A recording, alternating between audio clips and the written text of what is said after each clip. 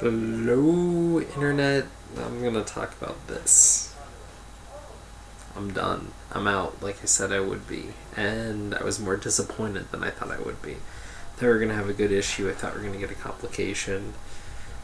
No. We get this whole sappy piece of crap about how Doc Ock is now Spider-Man.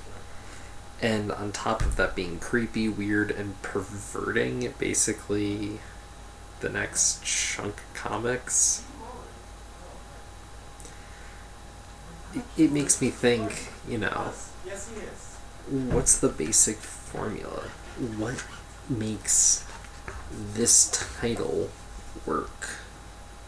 What's made people come to this for 699 issues? What, 3 major spin-off books? An Ultimate line that's more successful, Spider-Man. Tragic, everyday character with a good sense of humor, dealing with the normal superhero bit, normal as per defined, everything post-Spider-Man. And Spider-Man's been less socially relevant. Spider-Man's been less impactful than it has in the past as essentially the most impactful comic. I know there's moments and there's issues, and that time hasn't really happened since the 80s. But if you look at a book that really set the course for comics, it was The Amazing Spider-Man. First with, the advent of, the teenage superhero sort of deal, the everyday problem conundrum, bringing more socially relevant issues, fighting off the code, that sort of thing. There's a lot of rich history behind this book. And now they actually did lead to, in this fucking $8 book, which has half of it being back matter that you don't really want to care about. There's one page where Bloomberg, mayor of New York, has declared there's a New York Spider-Man Day that is October 14th. And that started as of 2012, obviously, and that is interesting. I find it stupid that in the books they didn't really hype that prior, because that's kind of a big deal. But, yeah. But this book, we get the resolution of this fight between Doc Ock and Spider-Man. Spider-Man realizes he's not going to make it, but he has this small link and he can force Doc Ock to, have a flashback sequence, a montage of his life, which we've seen too many times. All comes back to Uncle Ben, and there's this really, really sanctimonious part where, whilst in heaven, before Peter Parker gets pulled back just to get thrown back in essentially minutes later, which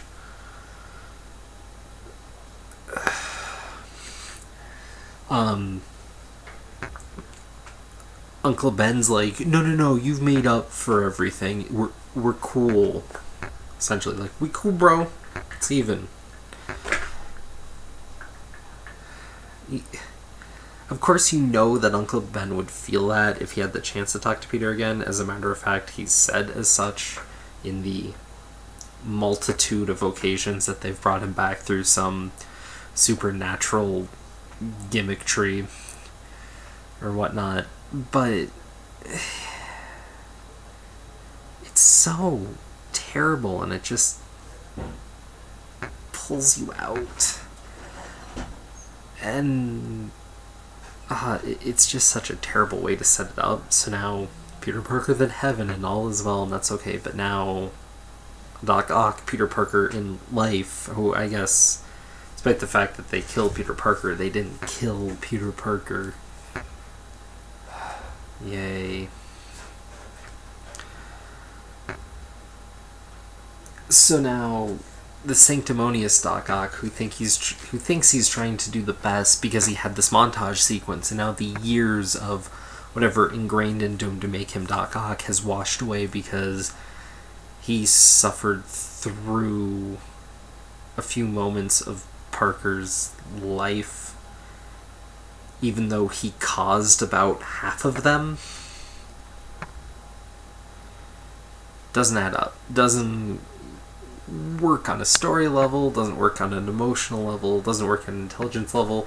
And something that really doesn't work as a setup for a series, when you stop to think about it, you go, nah, fuck that, no.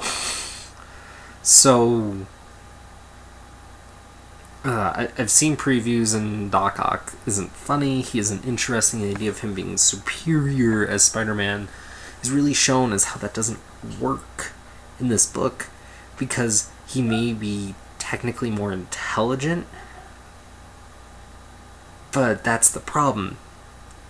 Doc Ock is so intelligent, he's going to override any honor-bound sort of deal. He's going to override any, like, heroic moment, like any of the moments recently where Peter Parker's, like, trying to do the math, work out the situation. He's like, no, I just gotta go all out and just do this and do it done or die trying, essentially. Like,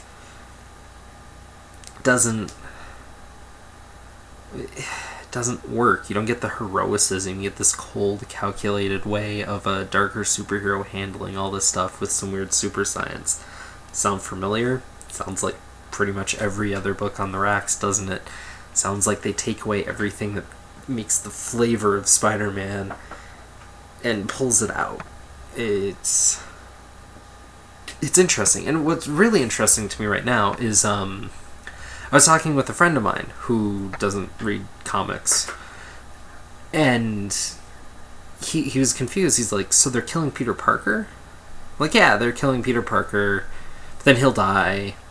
Then there will be this reboot, and like in a year or something, they're going to bring him back, and then they'll have the sales from the book coming in and all the interest generated by that. He's like, okay, but that doesn't make sense monetarily, because what are they going to do in the meantime? I was like, what do you mean? And I realized, like, this is just formulaic. You kill the character, you have someone fill in for about a year, 2. If it works, maybe 3, but not really. Basically 2 years max. And you bring him back. And that's that. And then it's done, and people don't like to bring back because that's almost inevitably a terrible story. If you need more information on that, go check out Graphic Issues 616 Rebirth. But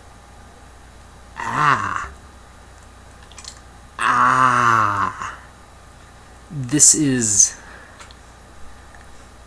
terrible comic book writing. I mean, not only am I not interested in the next chunk of comics, I am repulsed by the sheer idea of it. I know I'm being a bit hyperbolic and I'm emotional and up in it right now, but I'm like, the reason I buy Spider-Man comics, the reason Spider-Man is my favorite character, that's just been chopped out of Spider-Man.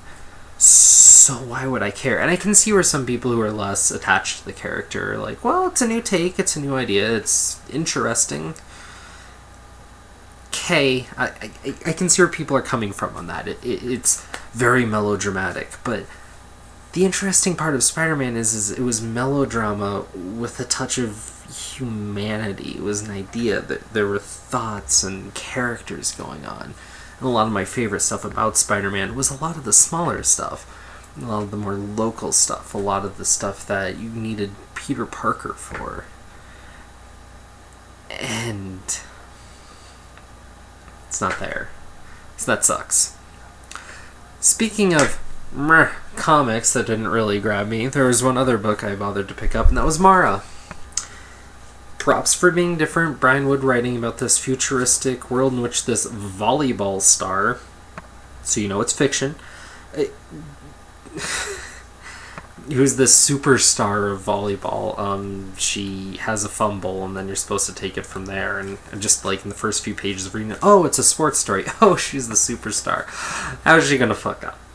You just, like formula, you just know, and it doesn't really go beyond that. And since it's a 5-issue miniseries, it's like, where? Come on, you need to have a little extra, just a little extra. But nothing had a little extra this week. Just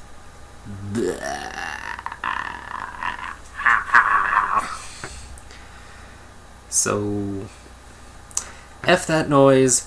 Worst week in comics, worst moment in comics, worst title, worst cover, by the way. What the fuck is up with Magic Eye Spider-Man? Why is this seizure-inducing image their main cover? Who cares? Also, what the is up with the cover gallery in the back? You know, the last time they did a cover gallery of this, 2 lines back in the cover gallery. You done it. It's a waste of space and printing, Marvel. Cut it out with fucking cover galleries. It's obnoxious at this point. So, bad taste, bad news bears. So glad Spider-Man. I'm leaving Spider-Man behind. I'm $3.99 in my life anymore. In a year when they bring Peter Parker back, it'll be interesting because I'll get to relive the missed year with him if they decide to talk about it all, because I won't be there. So that's interesting, I guess. I look forward to the inevitable return like clockwork. And I hope Dan Slott is not on the book by then, because clearly he needs to do something else. Peace. Have a good one. Talk to y'all soon. Any questions, comments, whatever below. And also, what is it? I need to read the Godzilla books, and I'll be doing a review on those soon. Yes. Alright, peace. Bye.